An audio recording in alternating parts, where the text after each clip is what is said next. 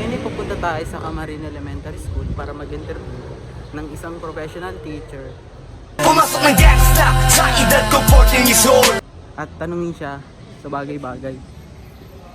Ngayon, nasan na kayo yung mga tropa ko? Par! Tara!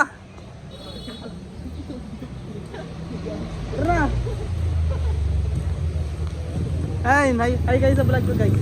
Hi guys. Tinigap ko 30 second na soccer matay blindfold. What's up mga?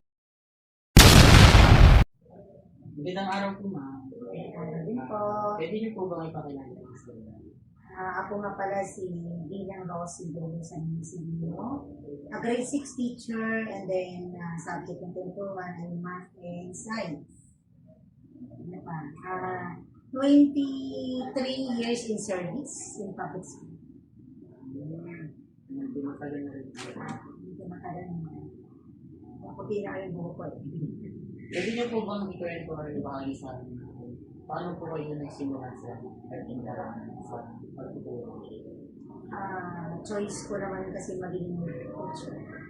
And then, pinalad na makapasok sa public school.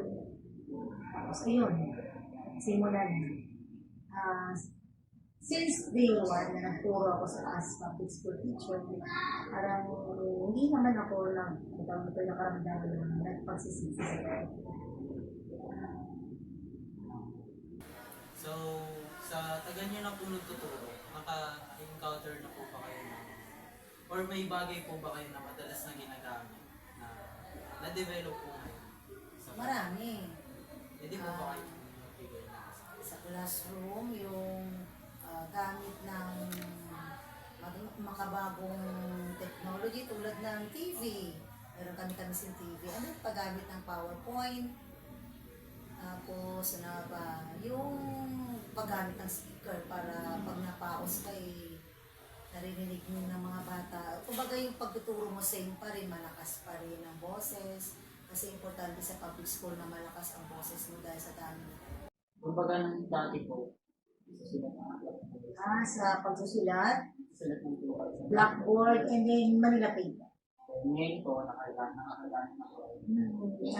Sa TV kasi, pwede kang gumawa ng PowerPoint doon, tapos isalpak mo lang yung lesson doon. Paroon mo nila. At the same time, sa TV, doon yung pag gumamit ka ng video, lalo na sa science ko.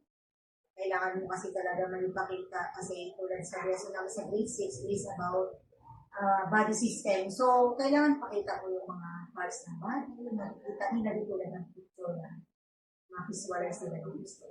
And then, doon din kasi hindi ka hirap.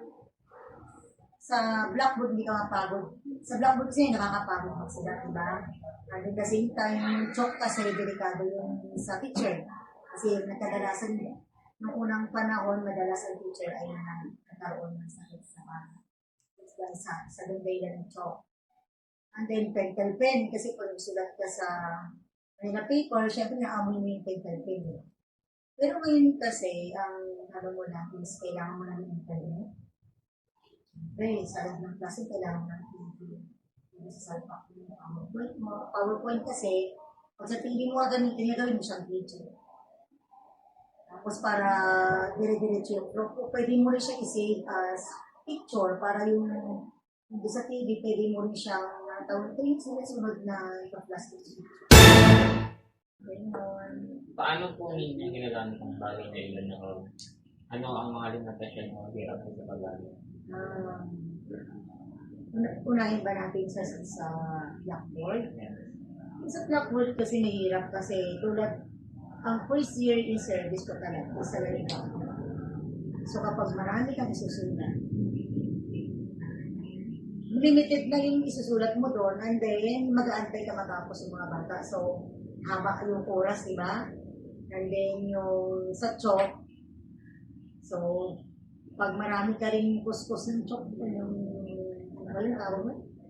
Yung task niya, so maalalanghap mo. Kaya sabi ko kanina, di ba, yung sakit ng mga teacher doon, post mo, paglanghap na yung magagawa sa ginagamit na. Example, yung chalk, imitasyon.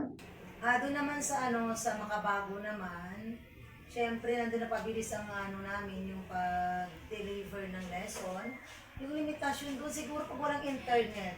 At kapag nasira yung TV namin, tulad ng isang classroom namin ngayon, nasira yung TV, buti last week na klase. So, yun ang hindi maiwasan, yun yung pinaka mahirap na paraan. Pero dahil na teacher na kami, syempre lagi kaming handa. Pag bigla namatay yung TV mo, switch ka agad, may blackboard naman agad doon eh. So pagbalik ka sa basic, na chalk and blackboard, Manila paper. Sa tingin niyo po, naging mas mabuti ba ang pagbabago nito? O may mga aspeto pa rin na lumana mas maganda? Lahat naman kasi ng mga pagbabago, mayroon tayong advantage sa disadvantage, di ba? Siguro yung advantage nito, it's in terms sa pagtuturo is mapadali sa part ng teacher. Ang disadvantage nito ay kung magkaroon ng technical problem. And then, syempre, sa isa pa dito, may teacher practicing kasi mayroong teacher kasi na hindi din siya, ano ba tawag nito? Sa technology, di ba? Okay, so, tapos, ano ba? Yung internet din. Di ba? Kasi nga technology kasama doon. Tapos, yung gadgets. Sabi ko, wala kang gadgets, hindi mo ma-apply yung mga na-improve na mga technology na yun eh. Tulad ng, kung hindi high-tech yung cellphone mo, paano mo isi-save yung PowerPoint na ginawa mo? Kasi sa cellphone, pwede na, di ba? I-connect doon sa TV, naglalakad ka, hawak-hawak mo yung cellphone, gumagana yung PowerPoint doon sa TV. So, pag hindi high-tech yung cellphone mo, di ba, hindi yun nasi-save, hindi siya. Same question kayo. Yun yung mga hindi maganda. Yung maganda na dati pa namin, yung sinasabi ko nga na kapag nagkaroon ng technical problem, nagkaroon ng masira bigla yung TV mo, biglang nag-run out, so nandun pa rin, ready pa rin kami.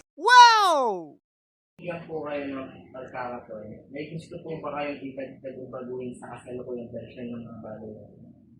Version?